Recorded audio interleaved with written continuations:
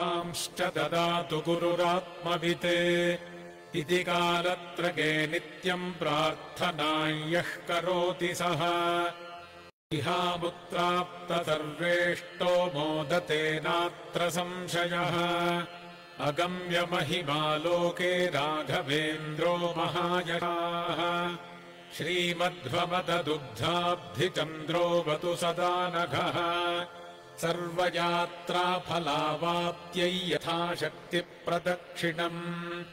करोमि तव सिद्धस्य वृन्दावनगतम् जलम्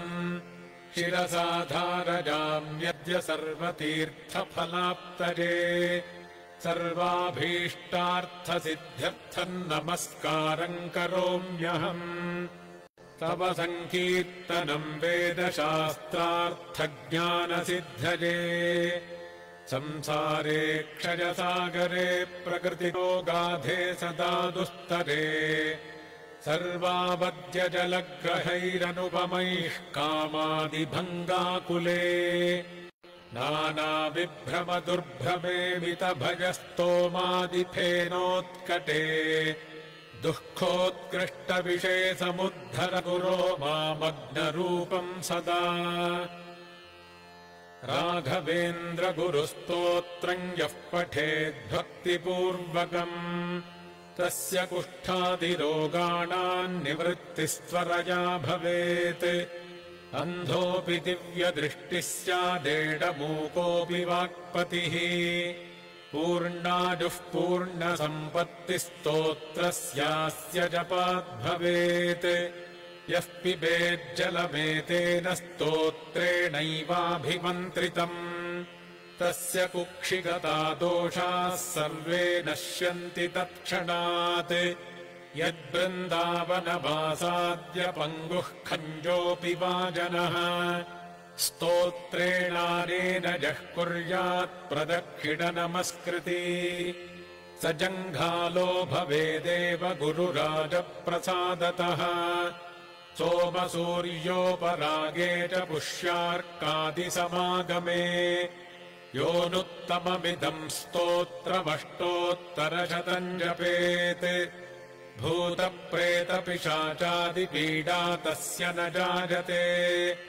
एतत् स्तोत्रम् समुच्चार्य गुरोर्बृन्दावनान्तिके दीपसंयोजनाज्ञानम् पुत्रलाभो भवेद्ध्रुवम् परवादिजयो दिव्यज्ञानभक्त्यादिवर्धनम्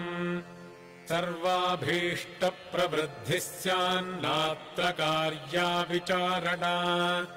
राजचोरमहाव्याघ्रसर्पनक्रादिपीडनम् न जायतेऽस्य स्तोत्रस्य प्रभावान्नात्र संशयः यो भक्त्या गुरुराघवेन्द्रचरणद्वन्द्वम् स्मरन् यः पठेत्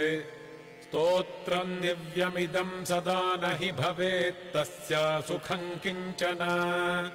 किन्त्विष्टार्थसमृद्धिरेव कमलानाथप्रसादो दयात् कीर्तिर्दिग्विदिता विभूतिरतुला साक्षी हजास्योऽत्र हि इति श्रीराघवेन्द्रार्य गुरुराजप्रसादतः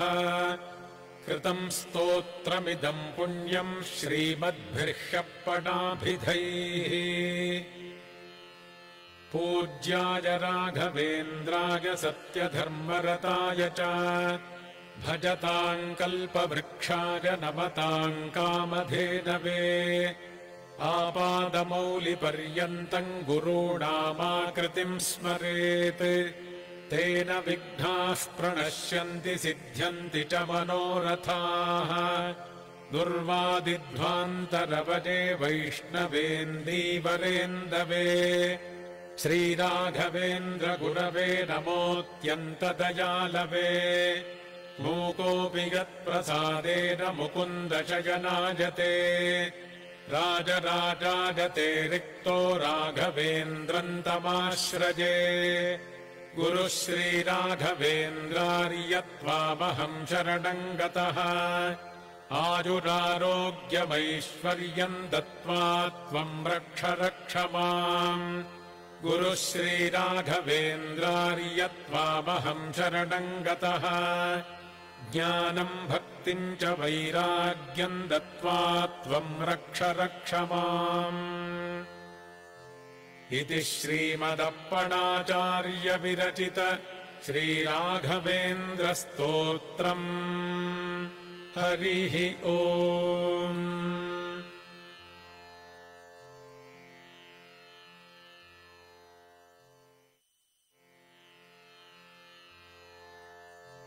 अथ श्रीराघवेन्द्रस्तोत्रम्। ॐ श्रीपूर्णबोधगुरुतीर्थपजोब्धिपाराकामारिमाक्षविषमाक्षशिरःस्पृशन्ति पूर्वोत्तरामिततरङ्गचरत्सु हंसा देवालिसेवितपराङ्घ्रिपयोजलग्ना जीवेशभेदगुणपूर्तिजगत्सु सत्त्वनीचोच्चभावमुखनक्रगणैः समेता दुर्वाद्यजापतिगिलैर्गुरुराघवेन्द्रवाग्देवता सरिदमु विमलीकरोतु। श्रीराघवेन्द्रः सकलप्रदाता स्वपादकञ्जध्वजभक्तिबद्धः अघाद्रिसम्भेदनदृष्टिवज्रः क्षमासुरेन्द्रो बतु माम् सदाजम्। श्रीराघवेन्द्रो हरिपादकञ्जनिषेवणाल्लब्धसमस्तसम्पत् देवस्वभावो दिविजद्रुमोऽयमिष्टप्रदो मे सततम् स भूयात् भव्यस्वरूपो भवदुःखतूलसङ्घाग्निचर्यः सुखधैर्यशाली समस्तदुष्टग्रहनिग्रहेशो दुरत्यजोपप्लवसिन्धुसेतुः निरस्तदोषो निरवद्यवेषः प्रत्यर्थिमूकत्वनिदानभाषः विद्वत्परिज्ञेयमहाविशेषो वाग्वैखरी निर्जितभव्यशेषः सन्तानसम्पत्परिशुद्धभक्तिविज्ञानवाग्देहसुपाटवादीन् दत्त्वा शरीरोत्थसमस्तदोषान् हत्वा सनोऽव्याद्गुरुराघवेन्द्रः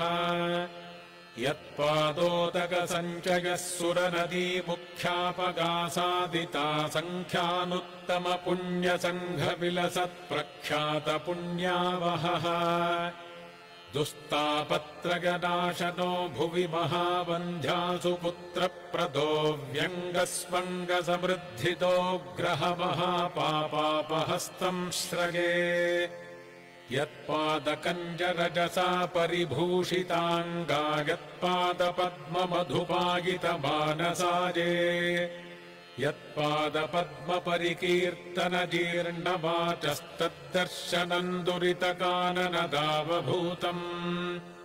सर्वतन्त्रस्वतन्त्रोऽसौ श्रीमध्वमदवर्धनः विजयीन्द्रकराब्जोत्थसुधीन्द्रवरपुत्रकः श्रीराघवेन्द्रो यतिराड्गुरुर्मे स्याद्भजापहः ज्ञानभक्तिसुपुत्रायुर्यशः प्रतिवादिजगस्वान्तभेदचिह्नादरो गुरुः सर्वविद्याप्रवीणोऽन्यो राघ